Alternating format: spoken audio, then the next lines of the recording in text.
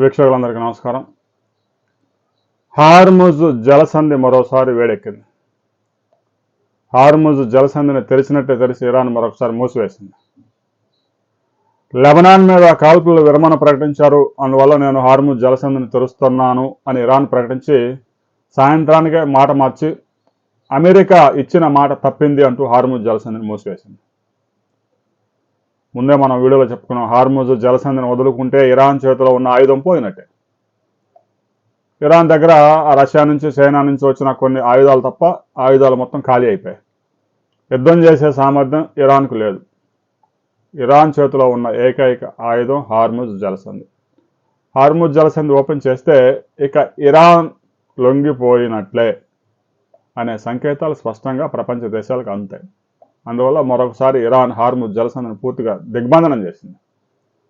తాజాగా భారత్కు చెందిన నౌకలు కూడా హార్ముజ్ జలసంధిని దాటే ప్రయత్నం చేస్తే ఇరాన్ సైన్యం పెద్ద ఎత్తున కాల్పులకు తెగబడింది. దీంతో భారత ప్రభుత్వం ఢిల్లీలోని ఇరాన్ కార్యాలయ అధికారికి పిలిపించి భారత ప్రభుత్వం ఒక నిరసన వ్యక్తం చేసింది. భారత్కు చెందిన నౌకల మీద దాడులు చేయడం పట్ల తీవ్ర అభ్యంతరం వ్యక్తం చేసింది. అయినా కూడా చేయగలిగింది ఏం లేదు. ఇరాన్ మా జలాలు, మా జలసంధి, అక్కడ మా స్వతంత్రత ఉంది, అది మా నిర్ణయం, భారత్ జోక్యం చేసుకోలేదని స్పష్టంగా చెప్పింది. హార్ముజ్ జలసంధిలో ఎట్టి పరిస్థితుల్లో ఇరాన్ వదులుకునే అవకాశం లేదు. యుద్ధం కారణంగా 25 లక్షల కోట్ల రూపాయల ఆస్తులు ధ్వంసం చేశారు. విదేశాల్లో ఉన్న 9 లక్షల కోట్ల రూపాయల ఆస్తులను విడుదల చేయాలి. 25 లక్షల కోట్ల రూపాయల ఏదైతే నష్టం జరిగిందో ఆ నష్టపరిహారం అమెరికా చెల్లించాలని పట్టుబడతాను. అది సాధ్యమయ్యే పని కాదు. కాల్పుల విరమణ సమయం కూడా మరో 2 రోజుల్లో ముగిసిపోతా ఉంది. మరొకసారి పెద్ద ఎత్తున దాడులకు అమెరికా సమాయత్తం అవుతుంది. హార్ముజ్ జలసంధిని ఇరాన్ గనక వదలకపోతే ఇరాన్ నుంచి వదిలించే బాధ్యత నాదే అంటూ ట్రంప్ మరొకసారి స్పష్టంగా ప్రకటన చేశారు. అన్ని దేశాలను పిలుపునిస్తూ ఉన్నారు, అందరూ యుద్ధ నౌకలు తీసుకొని రండి, మనం హార్ముజ్ను విడిపించుకుందామని. ఎవరూ కూడా స్పందించట్లేదు. కానీ అమెరికా సైన్యం పెద్ద ఎత్తున అక్కడ మోహరించారు.